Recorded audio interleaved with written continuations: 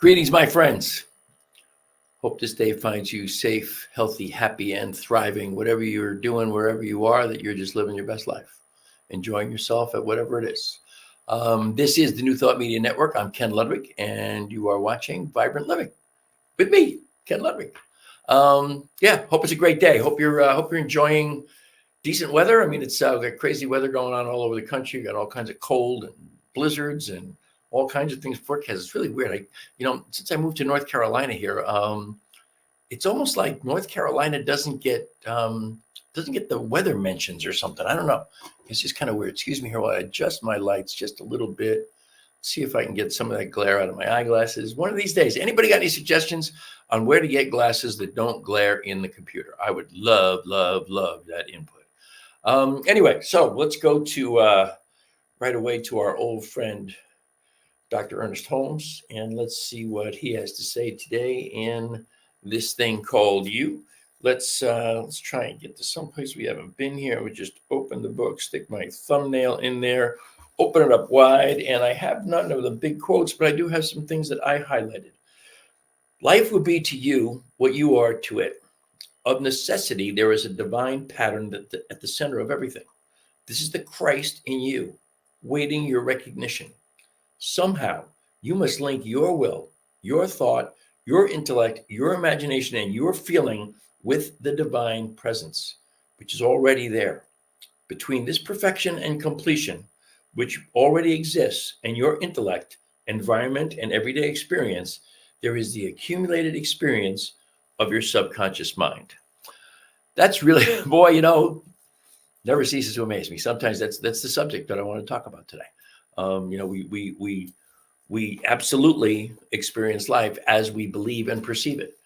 So let me read this again because this is right on the money. Life will be to you what you are to it. Of necessity, there is a divine pattern at the center of everything. This is the Christ in you, waiting your recognition. Somehow you must link your will, your thought, your intellect, your imagination, and your feeling with the divine presence which is already there. Between this perfection and completion, which already exists, and your intellect, environment, and everyday experience, there is the accumulated experience of your subconscious mind. That last sentence is huge. Between this perfection and completion, which already exists, and between it and your intellect, your environment, and your everyday experience, there is the accumulated experience of your subconscious mind. Which those of us who study the science of mind recognize that that if we think about the science of mind teaching symbol, that subconscious mind is that middle piece of the teaching symbol, where we have the thought at the top, and the thought, I always like to say, coagulates into form, but it filters down through the subconscious mind, through the soul, or whatever you want to call it, into existence, knowing that without any question or doubt that every bit of acceptance and resistance in that subconscious mind is going to influence what exactly is the manifestation at the bottom of the teaching symbol. I find that very, very, very interesting because I've been reading this book. I think I held it up. I have a young friend named Tierney. Tierney is she's a young girl in her 20s. She's probably the most advanced 20-year-old I know anywhere. But she is starting a book club. And she's meeting on Sunday nights, and they're discussing for an hour or two this book. And it's called I Am, The Power of Discovering Who You Really Are by Howard Falco. Just started this book. I just started this afternoon. I just started to read chapter 3, or just read chapter 3. Very much that same idea that how we experience life is a direct reflection of what we see, what we believe, how we filter things into our world. If you believe a certain thing, then whatever experience you have in the world, you are absolutely going to see the reflection of that, if you will. I'm sorry, I'm having a little bit of an issue here with my controls. I don't know why, but I am. There it goes. Okay. This book goes into great detail about that idea that we create what matters and matter by virtue of our preferences and our thought. And he does a great example that I read today.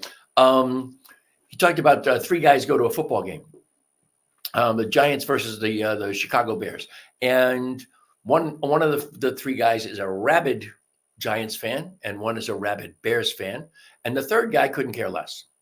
That would be me. And they go to the game, and it's a very tight game. And with just a few seconds left in the game, the Bears throw a touchdown pass, and they win the game. And the Bears fan, of course, goes crazy. He's ecstatic. He's like, wow, that's fabulous. What a great ending, blah, blah, blah. He's all excited. And then the Giants fan is just, his shoulders sink. He's in the doldrums. He just doesn't feel like like there's anything worth living for because his beloved Giants lost.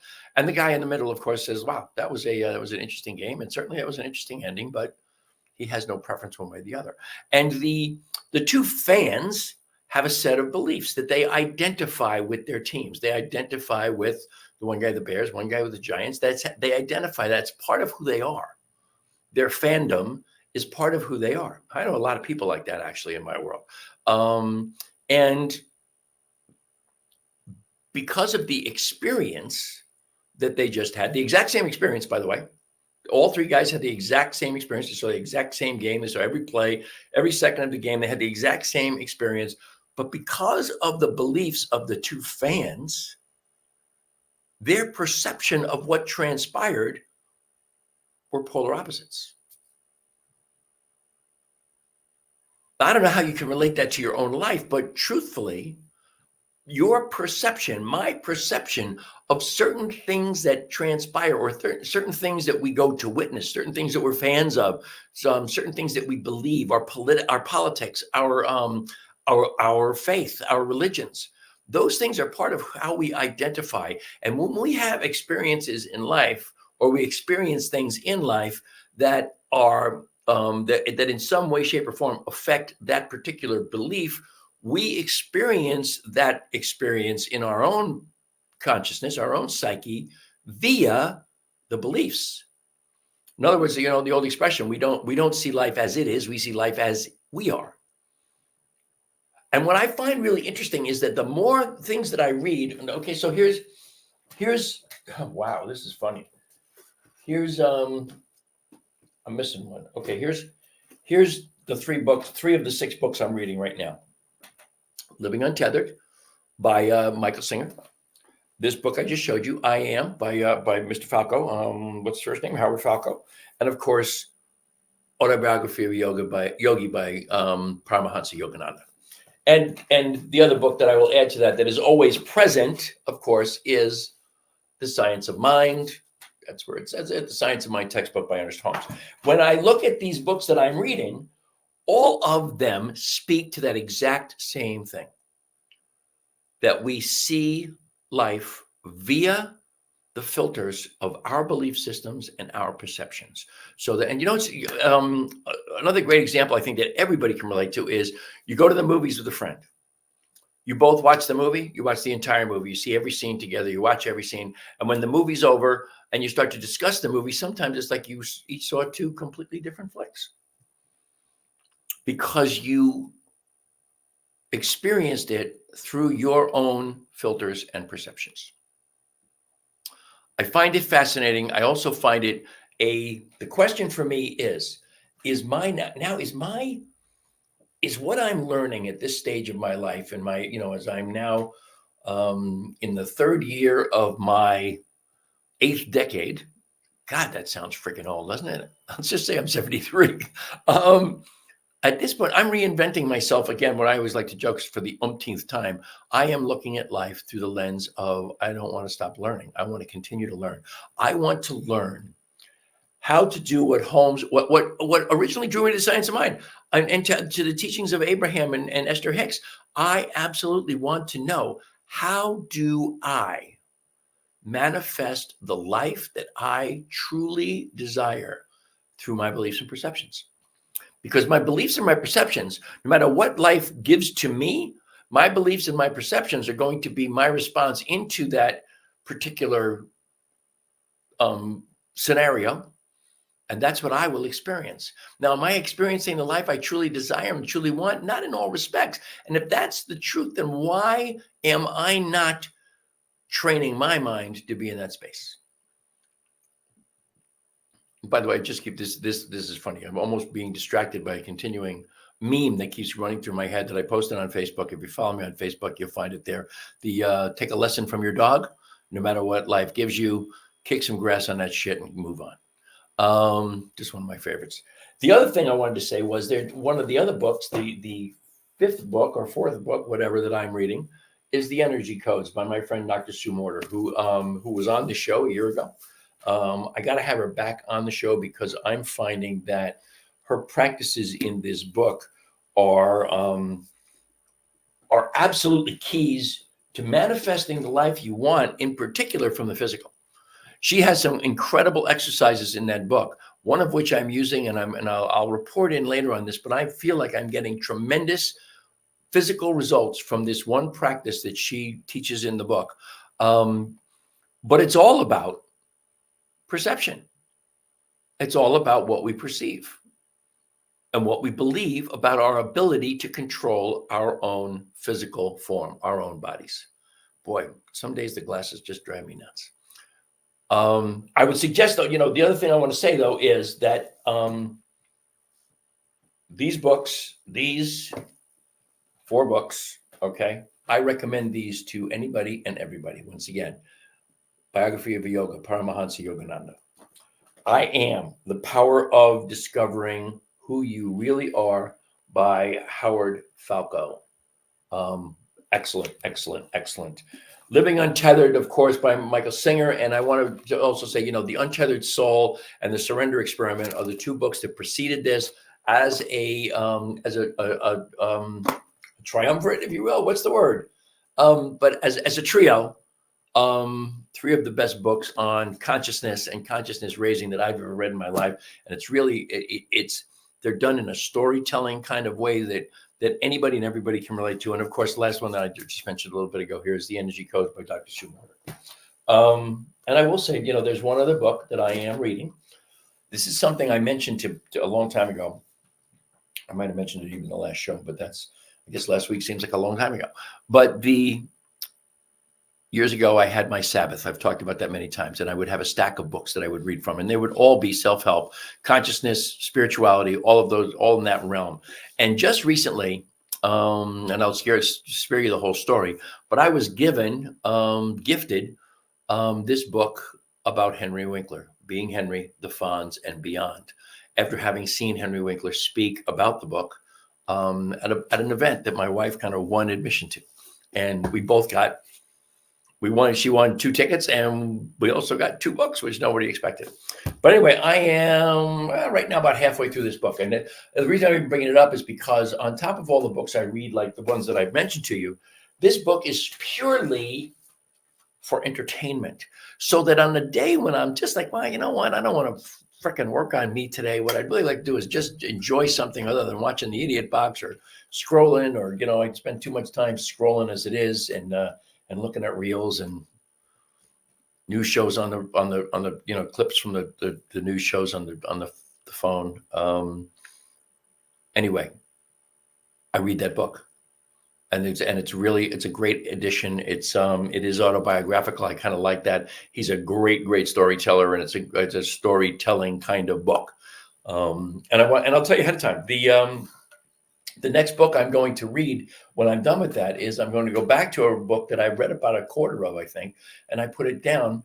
It's a autobiography of one of my all-time heroes, who some will be surprised, some will not be surprised to know, is Keith Richards, of the Rolling Stones. And his book is called Life. And I think the subtitle is Yes, I Remember Everything, or something like that.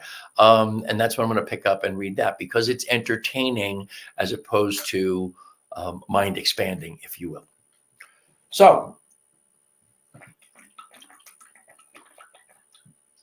I can see you're out there. Got a question? want to participate, you got something you can show, you can tell me about what I'm saying here, that you're interested in more of this subject, please drop a comment in here. I'm not sure if I can see all the comments. I'm hoping that I can, but just drop a comment, and if I can see it again, because we stream on I stream the show on 6 different platforms, 4 on Facebook and 2 on YouTube, and I'm not sure which ones actually transfer comments that you make on the platform you're watching from onto my screen here on StreamYard. So I just don't know.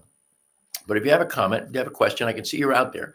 I'd love to know your thoughts on this idea of experiencing life as a direct result of your beliefs and your perceptions.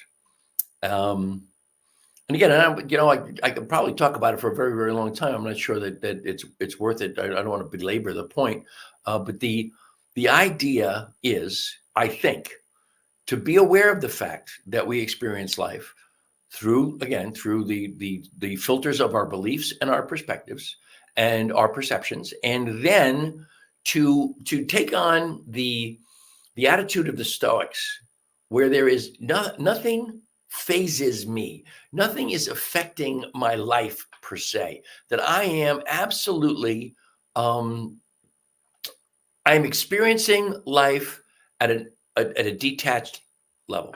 And by detached, I mean I am not allowing my preferences or my beliefs to be the filters through which that experience hits me. I am experiencing it as the experience, as what it is.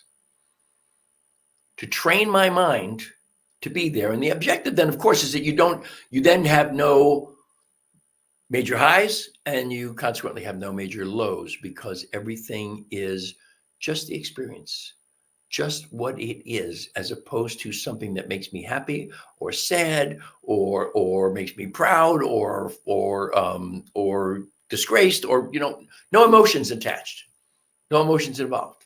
I think that's really an important training, if you will, to our minds, and it's one of the things that I'm working on right now. As I move through my 73rd year here, 1 month into my 73rd year. I'm not even a full month in yet. Am I? No, 3 weeks into my 73rd year. Actually, it's my 74th year. I've completed 73 years, but let's just say I'm 73. I love that construct. That's like, everybody's, unfortunately, I'm a numbers guy, and I get that. And that occurs to me all the time. I had somebody today just mention something about their first month or their first week into their 70th decade. And I'm like, wow, he's not that old. And then I realized he just turned 60. So he just finished his 6th decade. He is now in his 70th decade, 7th decade, not 70th, 7th decade. Could you imagine being in your 70th decade? That'll make you over 600 years old.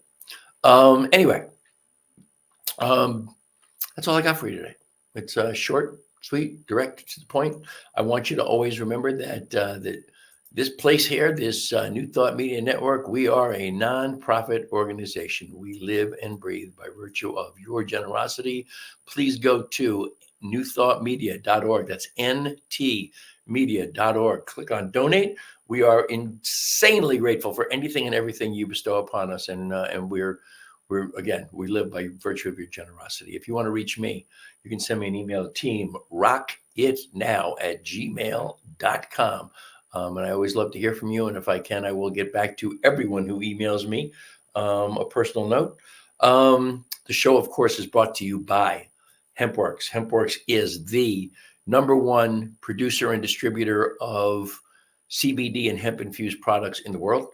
We have the most extraordinary, you hear me talk about this every week. We have the most extraordinary CBD products. We actually have the CBD in 7 or 8 different flavors. Now, I can't keep track of the flavors because they keep adding some and then delete some and blah, blah, blah. But we have it in 3 different strengths: 500 milligram, 750 milligram, which is what I use every day, and 1500 milligrams, which if you have issues, that's a great one. We have it in this is the what's called full spectrum. Full spectrum has the black nipple on the top there for the dropper. Full spectrum includes 0.3% or less of THC, not enough to get you high, but it is enough in there to just add the addition of an extra cannabinoid, an additional cannabinoid to interact with the receptors you have on every cell in your body.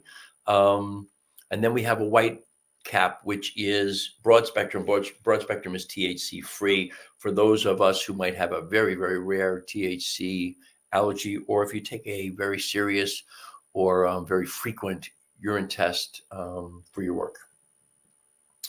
New product, CBDA, highly concentrated CBD. 2 drops is what's recommended under your tongue to start with. You can do as many as 6 drops at a time. Highly concentrated. I'm experiencing, without a question or a doubt, this thing is helping me with a little bit of arthritis pain relief. It also gives you just kind of that same old feeling that CBD gives you, that kind of just relaxed, calm. Another addition is pre-rolls. The pre-rolls are, I think I showed one of these last week. Pre-rolls are basically just that, a pre-rolled doobie. Excuse me. These are, these have the 0.3% of THC. They have THCA in them, which gives you a great kind of a mellow, just a mellow feeling. You will, if you smoke the Luffin, I'm sure you get high. I've said before, I smoked cigarettes for a lot of years, so I'm really conscientious about what I want to inhale into my lungs smoke-wise. So if I use one of those, I do like 3 hits on it, and that's it. But I'm sure if you smoked the whole spleef, you would without a doubt, you would probably get a little bit of a buzz. And of course, one of my all-time favorites are CBD infused coffee. 5 milligrams of CBD in every cup. These come in what I call a straw stick. Somebody said it's a different name, but little straw stick. Each one is just an individual serving right here in one of these babies. There's chaga mushroom in there for also for your health. There's just great ingredients here, and along with HempWorks is part of the My Daily Choice umbrella of brands. My Daily Choice is that's not the right one. My Daily Choice is a house of brands. That's what I'm trying to say. Over 24 different brands of different kinds of products that run the gamut from the CBD of HempWorks to Body Melt, which was one I put up there briefly, which is about weight loss and gut health, to Fuel Factor X, which is the most widely studied, the most widely awarded fuel additive on the planet, and it's got over 20 years of studies and research and support to prove that it is one of the great additions to your engine life and mileage. Big deal in this day and age. To beauty, health, you name it, everything is there on the mydailychoice.com/Ken Ludwig. Will get you to my page, and that's where you'll find HempWorks and everything else you might want to look at. If you have any inclination towards going to Instagram, and I haven't done anything on Instagram, and God only knows how long, but if you want to poke me there or whatever the hell you do on Instagram, I don't know what it is. It's evolving_hippie. That is me. And again, you can, for more serious endeavors, you can reach me on Team Rocket Now, or my branded Facebook page. Vibrant Aging is branded with my beloved Lisa and I. That is our Facebook page. Vibrant Aging, of course, goes hand in hand with the show, Vibrant Living. And let's get back to our donation page here. There it is. And if you want to find me, email.